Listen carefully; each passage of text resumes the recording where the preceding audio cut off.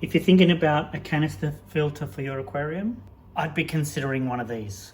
So this is an Oase 350, a Biomaster Oase 350. Now, what's good about this is it has a pre-filter and it also has a heater which is integrated. Okay, so you've got an adjustable heater here with power cord, inlets and outlets. This filter's got an inline CO2 attached to it, but you don't have to do that. So we've got our outlets and our inlet. How do you clean it? Normally I do this once a week, clean the pre-filter, and I've had this filter for 8 months and I have not cleaned any of the media inside. No sponges, no nothing, okay? So I've done this weekly, sometimes every 2 weeks, but weekly I found is better for this tank. It's currently on a 3-foot tank, so it's about 160 litres-ish planted tank. So let's have a look at what you need to do. So the steps are pretty easy. You switch it off, unlock it, pull this out, clean the sponges in a bucket of water, put it back together, lock it, you're done. So if you're fast, you could do it in 2 minutes, but let's not say it's 2 minutes. But you could comfortably do it in 3. So step 1 is switching off the filter itself. So I've switched it off at the power. We unlock these 2 levers. There's a bit of pressure that's sort of released here. And we pull out our pre-filter. Now what's going to happen is there might be a little bit of water that comes out. So I've got my bucket here sort of ready. And it just fits in this cabinet. So we're just going to pull it straight out. Tiny bit of water in there. But I'm going to try and not make it messy. And not one drop came out. Okay, so that's a first. But anyway, so we've got a big cylinder here. We're going to undo these little clips on the side, pull out the cylinder, and it's got a whole bunch of sponges in there. Okay, so these are it here. So I'm going to drop them in the bucket. So there we've got it. Now there's a newer one here because I've swapped one of these sponges onto another filter. But that's what the sponges look like. And you can see there's a bit of plant matter in there, but these are the old ones. So these are 8 months old. And I'm just gonna squeeze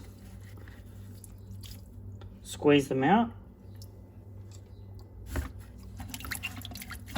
It's actually pretty clean because I've done this only a few days ago. But normally this water will be completely brown, where you can't really see through it, to be honest.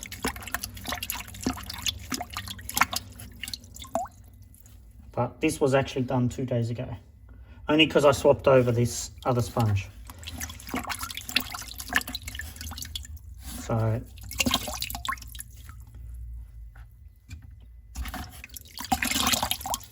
not much actually there, which is good. And so now what we're going to do is you need to dry these out. Okay, so you squeeze them out. I'll put this on last. Feed these back on. And it's important that you have this dry, because there is water in this reservoir and it'll get absorbed into this and it won't overflow. I'll put a little mark here.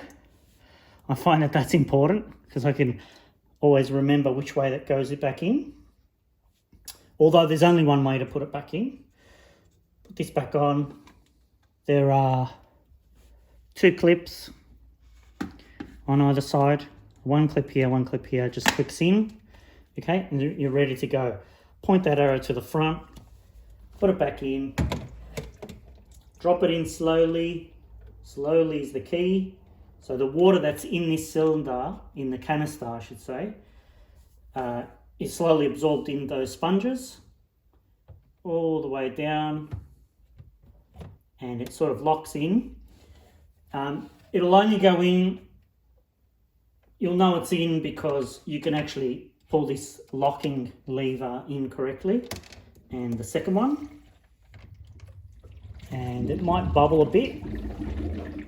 You might hear that. So that's water going back in, and let's just see what happens. But we can prime it. So I'm just pressing that. And there's some air coming back out. Okay, but it should be good to go. And then I've labelled my switches here. So I'll turn the filter back on. Bit of gurgling. And the air in those sponges will slowly make its way out. So this is real time. So that's taken me 5 minutes to do with explaining, but it doesn't have to take that long. And that's about it. It's nearly all out of air. There's a few bubbles in here. But once that settles, what I've found is just give it a tilt, don't bang it, and that'll get them all out, and it's all done. And there it is, nice and clear and silent. There's our water, and that's it. Now it hasn't really made a mess. There is one drip here. Okay, there's 3 or 4. Okay, that's from my hands, more so than anything. But I've got this little tray here, and any drips sort of go in this tray, even though that this cabinet has a sort of like a waterproof surface. So hopefully that's giving you some insight. Like I said, I have not changed or cleaned the cartridges for 8 months. And that's in this fairly planted tank. There's about 40 fish in here at the moment. So there you go.